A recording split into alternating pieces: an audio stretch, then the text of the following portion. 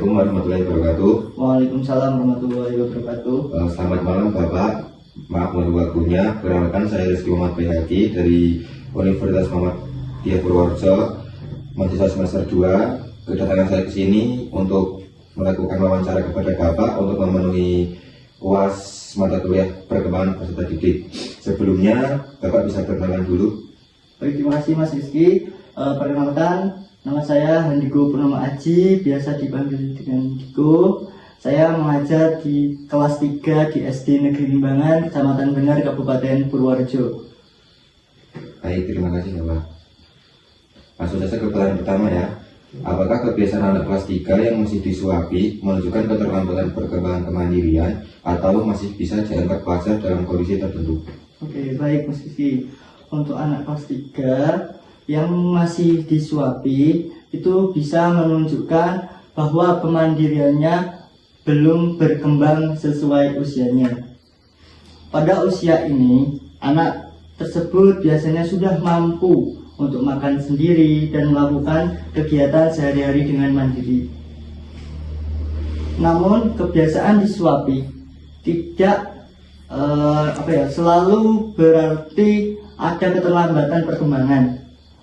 Hal tersebut bisa terjadi karena anak yang terlalu sering dibantu atau kurangnya dibiasakan mandiri oleh orang tua. Jika anak sebenarnya mampu tetapi tidak diberi kesempatan untuk mandiri oleh orang tuanya, yang perlu diperbaiki adalah pola kebiasaan yang ada di rumah.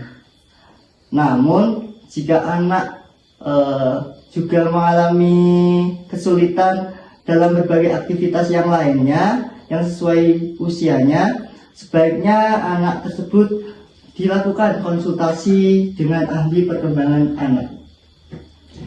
Baik, untuk pertanyaan kedua, bagaimana seharusnya pendekatan belajar yang tepat untuk anak kelas 3 yang masih menunjukkan ketergantungan tinggi terhadap orang tua? Baik, untuk anak kelas 3 yang masih bergantung pada orang tua perlu dibimbing belajar mandiri secara bertahap. Orang tua dan guru dapat membantu secara bertahap dan pelan-pelan. Orang tua dan guru pada awalnya itu membantu dan pelan-pelan akan mengurangi sedikit demi sedikit. Selanjutnya Mas Rizky, berikan anak tersebut tugas yang sederhana yang bisa dikerjakan oleh siswa tersebut agar siswa tersebut lebih percaya diri lagi. Suasananya belajar juga harus yang menyenangkan dan nyaman. Dengan dukungan orang tua dan guru, anak akan terbiasa belajar mandiri dan melakukannya tugas secara mandiri. Baik, langsung ke pertanyaan nomor 3. Jika anak kelas 3 memiliki nilai akademik yang rendah, apakah hal tersebut selalu mencerminkan kemampuan intelektualnya atau ada faktor lain yang lebih berpengaruh? Untuk nilai akademik untuk kelas 3, pada anak kelas 3 ini tidak selalu berarti kemampuan anak tersebut rendah. Bisa terjadi karena banyak faktor-faktor yang mempengaruhi anak tersebut. Yang pertama, yang mempengaruhi hasil belajar seperti motivasi, terus kondisi emosionalnya, lingkungan keluarga, dan cara mengajar guru maupun dari kesehatan si siswa tersebut. Karena itu nilai bukan satu-satunya ukuran kemampuan anak. Untuk itu memahami kondisi anak itu harus dengan baik. Perlu melihat berbagai aspek-aspek juga, baik kemampuan belajar, emosi, maupun lingkungan di sekitarnya Mas Rizky. Baik, untuk pertanyaan nomor 4, bagaimana dampak pola asuh orang tua yang overprotektif terhadap perkembangan dan tanggung jawab anak kelas 3 SD?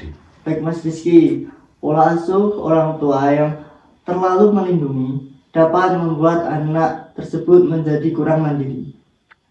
Anak akan terbiasa dibantu sehingga anak memiliki rasa kurang percaya diri dan sulit untuk menyelesaikan permasalahan. Oleh karena itu, orang tua perlu memberikan kesempatan kepada anak untuk mencoba dan belajar mandiri, dan tetap orang tua tetap memberikan dukungan serta bimbingan seperlunya.